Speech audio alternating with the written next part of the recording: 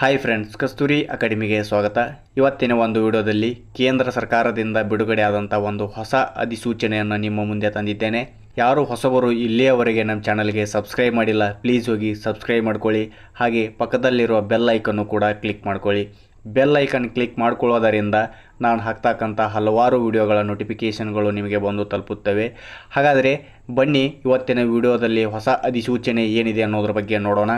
RPF ನೇಮಕಾತಿ 2024ರಲ್ಲಿ ಒಟ್ಟು 4660 ಹುದ್ದೆಗಳು ಏನಾಗಿವೆ ಅಂದರೆ ಇಲ್ಲಿ ಅಪ್ಲಿಕೇಶನ್ಗಳು ಆರಂಭವಾಗಿವೆ.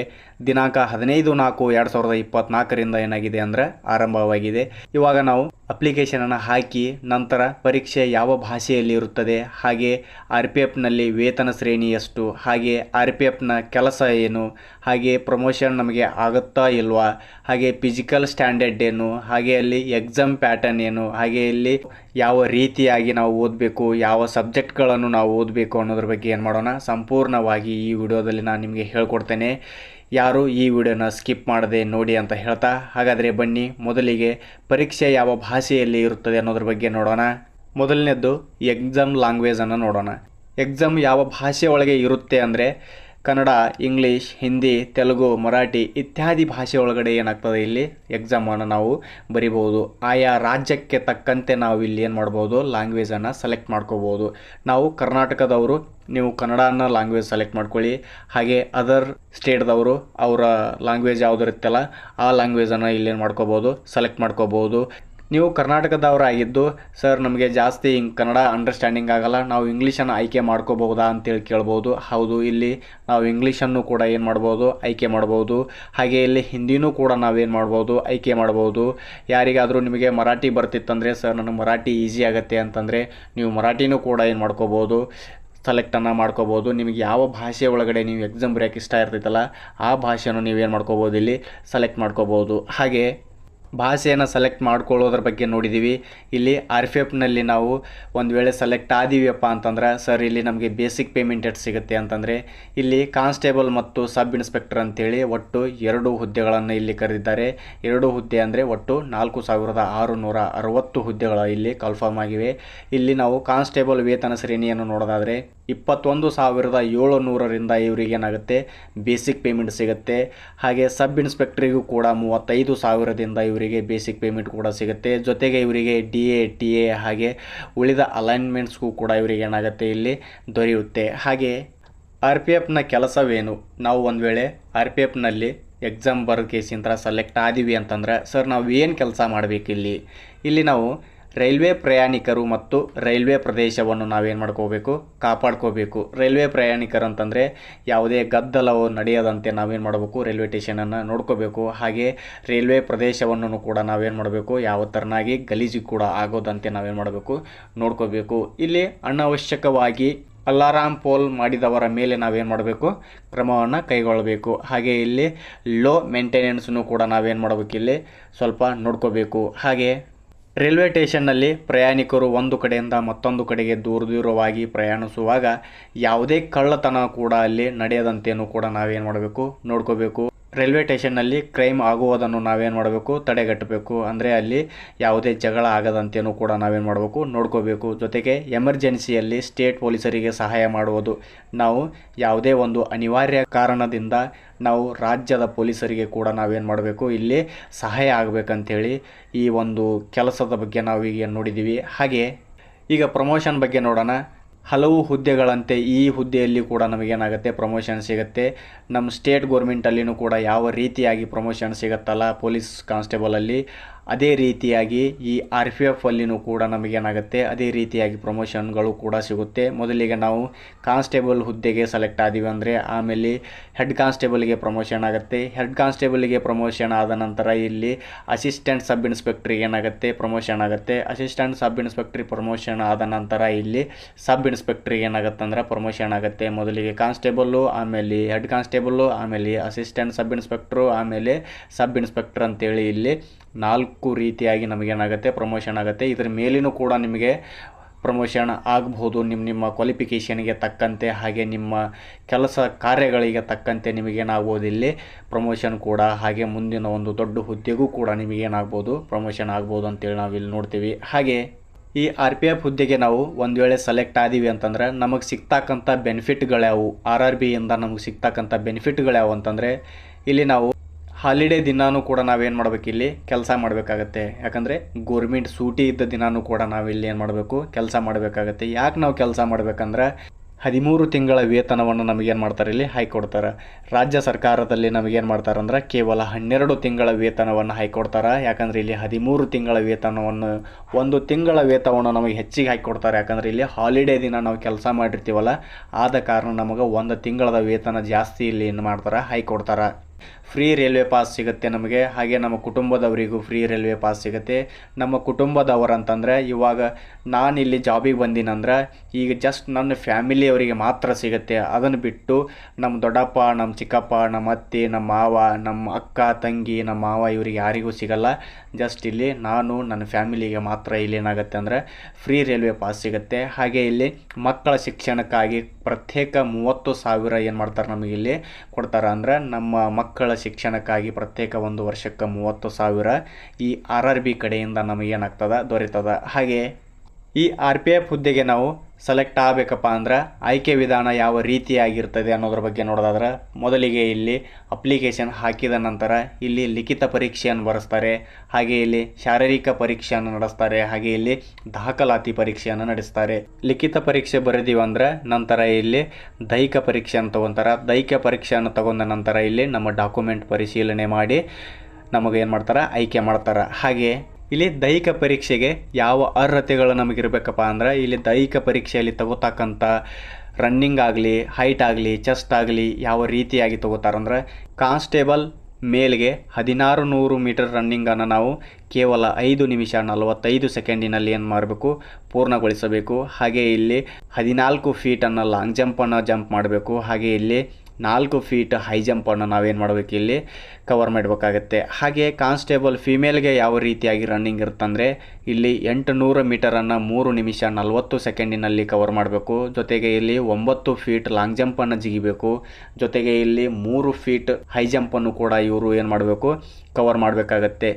ಹಾಗೆ ಇಲ್ಲಿ ಆಯಾ ಕೆಟಗರಿಗೆ ತಕ್ಕಂತೆ ಇಲ್ಲಿ ಹೈಟು, ಚೆಸ್ಟು, ವೇಟು ಕೂಡ ಏನು ಮಾಡ್ತಾರೆ, ಚೆಕ್ ಮಾಡ್ತಾರೆ. ಹಾಗೆ ಮೇಲ್ ಕ್ಯಾಂಡಿಡೇಟ್ಗಳಿಗೆ ಇಲ್ಲಿ 80 ಸೆಂಟಿಮೀಟರ್ ಚೆಸ್ಟ್ ಇರಬೇಕು. ನಾವು ಇಲ್ಲಿ ಚೆಸ್ಟನ್ನು ಉಬ್ಬಿಸಿದೀವಪ್ಪ ಅಂತಂದ್ರೆ 85 ಸೆಂಟಿಮೀಟರ್ ಆಗಬೇಕು. ಅಂದರೆ 5 ಸೆಂಟಿಮೀಟರನ್ನು ನಾವು ಇಲ್ಲಿ ಏನು ಮಾಡಬೇಕು, ಚೆಸ್ಟನ್ನು ಉಬ್ಬಿಸ್ಬೇಕಾಗತ್ತೆ. ಇಲ್ಲಿ ಫಿಮೇಲ್ ಕ್ಯಾಂಡಿಡೇಟ್ಗಳಿಗೆ ಯಾವುದೇ ಚೆಸ್ಟ್ಗಳ ಇಲ್ಲಿ ಚೆಕ್ ಮಾಡೋದಿಲ್ಲ. ಹಾಗೆ ಇಲ್ಲಿ SC/ST ಕ್ಯಾಂಡಿಡೇಟ್ಗಳ ಹೈಟನ್ನು ನೋಡೋದಾದರೆ ಇಲ್ಲಿ 160 ಸೆಂಟಿಮೀಟರ್ ಮೇಲ್ ಕ್ಯಾಂಡಿಡೇಟ್ಗಳ ಹೈಟ್ ಇರಬೇಕು. ಹಾಗೆ 152 ಸೆಂಟಿಮೀಟರ್ ಫಿಮೇಲ್ ಕ್ಯಾಂಡಿಡೇಟ್ಗಳಿಗೆ ಹೈಟ್ ಇರಬೇಕು. ಹಾಗೆ ಇಲ್ಲಿ ಮೇಲ್ ಕ್ಯಾಂಡಿಡೇಟ್ಗಳಿಗೆ SC/STದವರಿಗೆ ಚೆಸ್ಟ್ ಎಷ್ಟು ಇರಬೇಕಂದ್ರೆ 76.2 ಇಲ್ಲಿ ನಮ್ಮ ನಾರ್ಮಲ್ ಚೆಸ್ಟ್ ಇರಬೇಕು.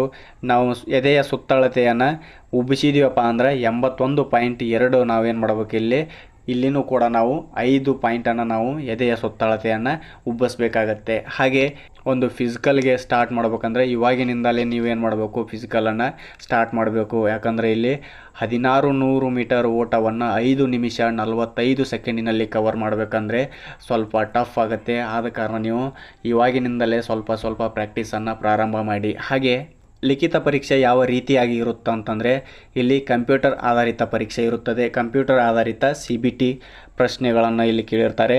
ಈ ಪರೀಕ್ಷೆಯಲ್ಲಿ ಬಹು ಆಯ್ಕೆಯ ಪ್ರಶ್ನೆಗಳು ಇರ್ತವೆ. ಅಂದರೆ ಒಂದು ಕ್ವಶನ್ಗೆ 4 ಪರ್ಯಾಯ ಉತ್ತರಗಳನ್ನು ಕೊಟ್ಟಿರ್ತಾರೆ. ಅದರೊಳಗೆ ಒಂದು ಸರಿಯಾದ ಉತ್ತರವನ್ನು ನಾವೇನು ಮಾಡಬೇಕು, ಇಲ್ಲಿ ಆಯ್ಕೆ ಮಾಡಬೇಕಾಗತ್ತೆ. ಇಲ್ಲಿ 120 ಪ್ರಶ್ನೆಗಳಿರ್ತವೆ. ಹಾಗೆ 120 ಅಂಕಗಳನ್ನು ಕೂಡ ಇಲ್ಲಿ ಕೊಟ್ಟಿರ್ತಾರೆ. ಹಾಗೆ ಇಲ್ಲಿ ಕೇವಲ 90 ನಿಮಿಷದಲ್ಲಿ ನಾವೇನು ಮಾಡಬೇಕಂದ್ರೆ 120 ಪ್ರಶ್ನೆಗಳನ್ನು ಇಲ್ಲಿ ಟಚ್ ಮಾಡಬೇಕಾಗತ್ತೆ. ಈ 120 ಮಾರ್ಕ್ಸಿಗೆ ನಾವು ಟಚ್ ಮಾಡೋಕ್ಕಿಂತ ಮುಂಚೆ ಈ ಎಕ್ಸಾಮಿಗೆ ನೆಗೆಟಿವ್ ಇದೆಯಾ ಇಲ್ವಾ ಅಂತೇಳಿ ನಾವೇನು ಮಾಡ್ಕೋಬೇಕು, ತಿಳ್ಕೊಬೇಕಾಗತ್ತೆ. ಹೌದು, ಈ ಎಕ್ಸಾಮ್ಗೆ ಏನಿದೆ ಅಂದರೆ ನೆಗೆಟಿವ್ ಇದೆ. ಆದ ಕಾರಣ 120ಕ್ಕೆ 20 ಕೂಡ ನೀವೇನು ಮಾಡ್ಬೋದು, ಟಚ್ ಮಾಡ್ಬೋದು, ಮಾಡದೇ ಇರ್ಬೋದು. ನಿಮಗೆ ಎಷ್ಟು ಗೊತ್ತಿರ್ತೈತಲ್ಲ ಅಷ್ಟನ್ನು ನೀವೇನು ಮಾಡಿರಿ, ಇಲ್ಲಿ ಟಚ್ ಮಾಡಿರಿ. ಯಾಕಪ್ಪ ಅಂದರೆ ಇಲ್ಲಿ 1:3 ಏನಿದೆ ನೆಗೆಟಿವ್ ಮಾರ್ಕ್ಸ್ ಇದೆ. ನೀವು ಒಂದು ವೇಳೆ 120ಕ್ಕೂ 20 ರೈಟ್ ಹಾಕಿದ್ರಿಪ್ಪ ಅಂದ್ರೆ ಅಲ್ಲಿ ತಪ್ಪಾದವಪ್ಪ ಅಂದ್ರೆ 120ಕ್ಕೆ 60 ರೈಟು 60 ತಪ್ಪಾದವು ಅಂದ್ರೆ ನಮ್ದು ಇಲ್ಲಿ 0 ಸ್ಕೋರ್ ಆಗುತ್ತೆ. ಆದ ಕಾರಣ ನೀವು ಸ್ವಲ್ಪ ಕೇರ್ಫುಲ್ಲಾಗಿ ಇಲ್ಲಿ ಏನು ಮಾಡಿರಿ, ಮಾರ್ಕನ್ನು ಮಾಡಿರಿ. ಹಾಗೆ ಪರೀಕ್ಷೆ ಬರೆದ ನಂತರ ಇಲ್ಲಿ ನಮಗೆ ಎಷ್ಟು ಎಷ್ಟು ಅಂಕಗಳನ್ನು ಪಡೆದೀವಪ್ಪ ಅಂದ್ರೆ ಈ ಒಂದು ನಾವು ಹುದ್ದೆಗೆ ಅರ್ಹರಾಗ್ತೀವಿ ಅಂತಂದ್ರೆ ಇಲ್ಲಿ ಜನರಲ್ ಕ್ಯಾಟಗರಿ ಮತ್ತು EWS ಕ್ಯಾಟಗರಿ ಮತ್ತು OBC ಕ್ಯಾಟಗರಿಗೆ ಕೇವಲ 35% ನಾವು ಪಡೆದೀವಪ್ಪ ಅಂದರೆ ಇಲ್ಲಿ ನಾವು ಎಲಿಜಿಬಲ್ ಆಗ್ತೀವಿ. ಹಾಗೆ SC ST ಕ್ಯಾಂಡಿಡೇಟ್ಗಳಿಗೆ 30% ನಾವು ಇಲ್ಲಿ ಪಡೆದೀವಪ್ಪ ಅಂದ್ರೆ ಈ ಒಂದು ಹುದ್ದೆಗೆ ಎಲಿಜಿಬಲ್ ಆಗ್ತೀವಿ. ಫಿಸಿಕಲ್ ಸ್ಟ್ಯಾಂಡರ್ಡ್ ನೋಡಿದ್ದೀವಿ, ನಾವು ಎಷ್ಟು ಅಂಕಗಳನ್ನು ಪಡೆದೀವಪ್ಪ ಅಂದ್ರೆ ಅರ್ಹರಾಗ್ತೀವಿ ಅನ್ನೋದ್ರ ಬಗ್ಗೆನೂ ಕೂಡ ನೋಡಿದ್ದೀವಿ. ಆದರೆ ಇಲ್ಲಿ ಸಿಲೆಬಸನ್ನು ನೋಡೋಣ. ಯಾವ ಸಿಲೆಬಸನ್ನು ನಾವು ಓದಬೇಕು, ಯಾವ ಸಿಲೆಬಸನ್ನು ನಾವು ಓದಿದರೆ ಈ ಎಕ್ಸಾಮನ್ನು ಕ್ಲಿಯರ್ ಮಾಡ್ಬೋದು ಅನ್ನೋದ್ರ ಬಗ್ಗೆ ಇಲ್ಲಿ ಮಾಡೋಣ. ಇಲ್ಲಿ ಒಂದೊಂದಾಗಿ ನೋಡ್ತಾ ಹೋಗೋಣ. ಮೊದಲನೇದಾಗಿ ಪ್ರಚಲಿತ ವಿದ್ಯಮಾನವನ್ನು ನೋಡಬೇಕು, ಅಂದರೆ ಕರೆಂಟ್ ಅಫೇರ್ಸ್ ಅಂತ ಕರಿತೀವಲ್ಲ, ಅದನ್ನು ನಾವೇನು ಮಾಡಬೇಕು ಇಲ್ಲಿ ನೋಡಬೇಕು. ಜೊತೆಗೆ ಇಲ್ಲಿ ಭಾರತೀಯ ಇತಿಹಾಸವನ್ನು ನಾವೇನು ಮಾಡಬೇಕು ಓದ್ಕೋಬೇಕು. ಜೊತೆಗೆ ಕಲೆ ಮತ್ತು ಸಂಸ್ಕೃತಿಗಳ ಬಗ್ಗೆ ನಾವೇನು ಮಾಡಬೇಕು ಇಲ್ಲಿ ಓದ್ಕೋಬೇಕು. ಜೊತೆಗೆ ಇಲ್ಲಿ ಭೂಗೋಳಶಾಸ್ತ್ರವನ್ನು ನಾವೇನು ಮಾಡಬೇಕು ಓದ್ಕೋಬೇಕು. ಜೊತೆಗೆ ಇಲ್ಲಿ ಅರ್ಥಶಾಸ್ತ್ರವನ್ನು ಕೂಡ ನಾವೇನು ಮಾಡಬೇಕು ಇಲ್ಲಿ ಓದ್ಕೋಬೇಕು. ಸಾಮಾನ್ಯ ರಾಜಕೀಯನೂ ಕೂಡ ನಾವಿಲ್ಲಿ ಏನು ಮಾಡಬೇಕು ಓದ್ಕೋಬೇಕು. ಜೊತೆಗೆ ಭಾರತದ ಸಂವಿಧಾನದ ಬಗ್ಗೆನೂ ಕೂಡ ನಾವು ಓದ್ಕೋಬೇಕು. ಸಾಮಾನ್ಯ ವಿಜ್ಞಾನನೂ ಕೂಡ ನಾವೇನು ಮಾಡಬೇಕು ಓದ್ಕೋಬೇಕು. ಪರಿಸರನೂ ಕೂಡ ನಾವು ಓದ್ಕೋಬೇಕು. ಜೊತೆಗೆ ಇದರ ಜೊತೆಗೇನು ಕಂಪ್ಯೂಟ್ರನ್ನು ಕೂಡ ನಾವೇನು ಮಾಡಬೇಕು ಓದ್ಕೋಬೇಕಾಗತ್ತೆ. ಒಟ್ಟು ಸಾಮಾನ್ಯ ಅರಿವಿನಲ್ಲಿ 50 ಅಂಕಗಳನ್ನು ನಮಗೆ ಇಲ್ಲಿನಾಗಿರ್ತವೆ ಕೊಟ್ಟಿರ್ತಾರೆ. ಇದರಲ್ಲಿ ನೀವು ಯಾವುದಕ್ಕೆ ಯಾವ ರೀತಿಯಾಗಿ ಕ್ವಶನ್ಗಳು ಬರ್ತಾವೆ ಅನ್ನೋದ್ರ ಬಗ್ಗೆ ಗೊತ್ತಾಗಲ್ಲ. ಒಟ್ಟು ಇಷ್ಟು ಟಾಪಿಕ್ಗಳನ್ನು ನಾವು ಕ್ಲಿಯರ್ ಮಾಡಿದ್ದೀವಪ್ಪ ಅಂದ್ರೆ ಓದ್ಕೊಂಡಿವಪ್ಪ ಅಂತಂದ್ರೆ ಅಲ್ಲಿ ಯಾವುದೇ ರೀತಿಯಾಗಿ ಅವ್ರು ಕ್ವಶನ್ ಕೇಳಿದ್ರೂ ಕೂಡ ನಾವೇನು ಮಾಡ್ಬೋದು ಆನ್ಸರನ್ನು ಮಾಡ್ಬೋದು.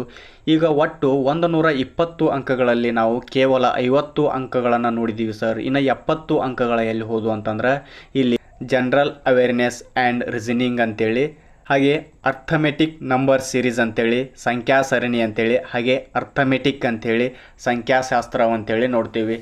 ಅಲ್ಲಿ 50 ಅಂಕಗಳ ಬಗ್ಗೆ ನೋಡಿದ್ದೀವಿ ಸರ್. ಅಲ್ಲಿ 10 ಟಾಪಿಕ್ಗಳ ಮೇಲೆ ಜಸ್ಟ್ 50 ಅಂಕಗಳನ್ನು ಕೇಳಿದ್ದಾರೆ. ಇಲ್ಲೇನು ಸರ್ 3 ಟಾಪಿಕ್ಗಳ ಮೇಲೆ 70 ಪ್ರಶ್ನೆಗಳನ್ನು ಕೇಳ್ತಾರೆ ಅನ್ನೋದ್ರ ಬಗ್ಗೆ ನೀವು ನನಗೆ ಕ್ವಶನ್ ಮಾಡ್ಬೋದು. ಹೌದು, ಇಲ್ಲಿ ಈ RFFನಲ್ಲಿ ನಮ್ಗೆ ಏನು ಚೆಕ್ ಮಾಡ್ತಾರಪ್ಪ ಅಂದ್ರೆ ಜಾಸ್ತಿ ನಮ್ಮ ಮೈಂಡ್ ಯಾವ ರೀತಿಯಾಗಿ ಕೆಲಸ ಮಾಡುತ್ತೆ, ಹಾಗೆ ಯಾವ ರೀತಿಯಾಗಿ ಕ್ಯಾಲ್ಕುಲೇಟ್ ಮಾಡುತ್ತೆ ಅನ್ನೋದ್ರ ಬಗ್ಗೆ ಜಾಸ್ತಿ ಚೆಕ್ ಮಾಡ್ತಾರೆ. ಈ RFF ಆಗಲಿ ಹಾಗೆ SSC ಆಗಲಿ ಇವರು ಜಾಸ್ತಿ ಕೇಳೋದು ಏನಂತಂದ್ರೆ ಮೆಂಟಲಿಬಿಟಿನ ಜಾಸ್ತಿ ಕೇಳ್ತಾರೆ. ಇಲ್ಲಿ ನಮ್ಮ ಮೈಂಡ್ ಯಾವ ರೀತಿಯಾಗಿ ಕ್ರಿಯೇಟಿವಿಟಿಯಾಗಿ ಕೆಲಸ ಮಾಡುತ್ತೆ ಅನ್ನೋದ್ರ ಬಗ್ಗೆ ಇವ್ರು ಏನು ಮಾಡ್ತಾರೆ ಟೆಸ್ಟ್ ಮಾಡ್ತಾರೆ. ನೀವು ಏನು ಮಾಡಿರಿ ಡೈಲಿ ಏನು ಮಾಡಿರಿ ಮೆಂಟಲಿಬಿಟಿಯನ್ನು ಪ್ರಾಕ್ಟೀಸ್ ಮಾಡಿರಿ. ಇಲ್ಲಿ ಜನರಲ್ ಅವೇರ್ನೆಸ್ ಆ್ಯಂಡ್ ರೀಸನಿಂಗ್ನೂ ಕೂಡ ನೋಡ್ಬೋದು, ಹಾಗೆ ಅರ್ಥಮೆಟಿಕ್ ನಂಬರ್ ಸೀರೀಸ್ನೂ ಕೂಡ ನೋಡ್ಬೋದು, ಹಾಗೆ ಅರ್ಥಮೆಟಿಕ್ ಸಂಖ್ಯಾಶಾಸ್ತ್ರನೂ ಕೂಡ ನೀವೇನು ನೋಡ್ಕೋಬೋದು. ನೀವು ಜಸ್ಟ್ ಇಲ್ಲಿ 70 ಪ್ರಶ್ನೆಗಳಿಗೆ 70 ಉತ್ತರಗಳನ್ನು ಸರಿ ಹಾಕಿದ್ರಿ ಅಂತಂದ್ರೆ ಜನರಲ್ ಒಳಗಡೆ ನೀವು ಜಸ್ಟ್ ಒಂದು 30 ನೀವು ರೈಟ್ ಮಾಡಿದ್ರಿ ಅಂದ್ರೆ 100 ಅಂಕಗಳದು. ಈ 100 ಅಂಕಗಳ ನೀವು ಪಡ್ಕೊಂಡ್ರಪ್ಪ ಅಂದ್ರೆ ಈ ಹುದ್ದೆಗೆ ನೀವು ಆರಾಮಾಗಿ ಅರ್ಹರಾಗ್ತೀರಿ. ಇದು ಕಾನ್ಸ್ಟೇಬಲ್ ಹುದ್ದೆಗೂ ಆಯಿತು, ಹಾಗೆ ಸಬ್ ಇನ್ಸ್ಪೆಕ್ಟರ್ ಹುದ್ದೆಗಳಿಗೂ ಆಯಿತು. ಎರಡಕ್ಕೂ ಏನದ ಅಂದ್ರೆ ಸೇಮ್ ಸಿಲೆಬಸ್ ಇದೆ. ನೀವು ಏನು ಮಾಡಿರಿ ಇವ್ಕೂರ್ನು ಜಾಸ್ತಿಯಾಗಿ ನೋಡ್ಕೋರಿ. ನೀವು ಹೆಚ್ಚಾಗಿ ಇವ್ಕೂರ್ನು ಡೈಲಿ ಏನು ಮಾಡಿರಿ ಪ್ರಾಕ್ಟೀಸ್ ಮಾಡಿರಿ. ಹಾಗೆ ಇಲ್ಲಿಯವರೆಗೆ ಸಂಪೂರ್ಣವಾಗಿ ಒಂದು ಮಾಹಿತಿಯನ್ನು ಕೊಟ್ಟೀನಿ. ಯಾರಿಗೆ ಏನಾದರೂ ಡೌಟ್ಸ್ ಇತ್ತು ಅಪ್ಪ ಅಂದ್ರೆ ನೀವು ನನಗೆ ಕಮೆಂಟ್ ಮುಖಾಂತರ ತಿಳಿಸ್ಬೋದು. ಹಾಗೆ 15/4/2024 ಅಪ್ಲಿಕೇಶನ್ನು ಕೂಡ ಆರಂಭವಾಗಿದೆ. ಈ ಅಪ್ಲಿಕೇಶನನ್ನು ನಾವು ಮನೆಯಲ್ಲೇ ಕುಳಿತುಕೊಂಡು ಹೇಗೆ ಹಾಕುವುದು ಅನ್ನೋದ್ರ ಬಗ್ಗೆನೂ ಕೂಡ ನಾನು ಏನು ಮಾಡಿದ್ದೀನಿ ಮೊಬೈಲಲ್ಲಿ ವಿಡಿಯೋ ಮಾಡಿ ಹಾಕಿದ್ದೀನಿ. ಅದನ್ನು ಕೂಡ ನಾನು ಡಿಸ್ಕ್ರಿಪ್ಷನ್ನಲ್ಲಿ ಲಿಂಕ್ ಕೊಟ್ಟಿರ್ತೀನಿ, ಅದನ್ನು ನೀವು ಹೋಗಿ ನೋಡ್ಕೋಬೋದು. ಒಂದು ವೇಳೆ ನೀವು ಹಳ್ಳಿಯಲ್ಲಿ ಇದ್ರಿಯಪ್ಪ ಅಂದ್ರೆ ಮನೆಯಲ್ಲೇ ಕುಳಿತುಕೊಂಡು ನೀವು ಆರಾಮಾಗಿ ಅಪ್ಲಿಕೇಶನ್ನ ಹಾಕೋಬೋದು. ಹಾಗಾದರೆ ಈ ವಿಡಿಯೋ ನಿಮಗೆ ಇಷ್ಟವಾದರೆ ಲೈಕ್ ಮಾಡಿರಿ, ಶೇರ್ ಮಾಡಿರಿ, ಸಬ್ಸ್ಕ್ರೈಬ್ ಮಾಡಿರಿ. ಹಾಗೆ ಪಕ್ಕದಲ್ಲಿರೋ ಬೆಲ್ ಐಕನ್ನು ಕೂಡ ನೀವೇನು ಮಾಡಿರಿ ಕ್ಲಿಕ್ ಮಾಡ್ಕೊಳ್ಳಿ. ಬೆಲ್ ಐಕನ್ ಕ್ಲಿಕ್ ಮಾಡ್ಕೊಳ್ಳೋದರಿಂದ ನಾನು ಹಾಕ್ತಕ್ಕಂಥ ಹಲವಾರು ವಿಡಿಯೋಗಳ ನೋಟಿಫಿಕೇಷನ್ಗಳು ನಿಮಗೇನಾಗುತ್ತೆ ಬಂತಲ್ಬುತ್ತೆ. ನಿಮ್ಮ ಫ್ರೆಂಡ್ಸಿಗೂ ಕೂಡ ನೀವೇನು ಮಾಡಿರಿ ಈ ವಿಡಿಯೋನ ಶೇರ್ ಮಾಡಿ ಅಂತ ಹೇಳ್ತಾ ಇಲ್ಲಿಗೆ ಈ ವಿಡಿಯೋನ ಮುಗಿಸುತ್ತಾನೆ. ಧನ್ಯವಾದಗಳು.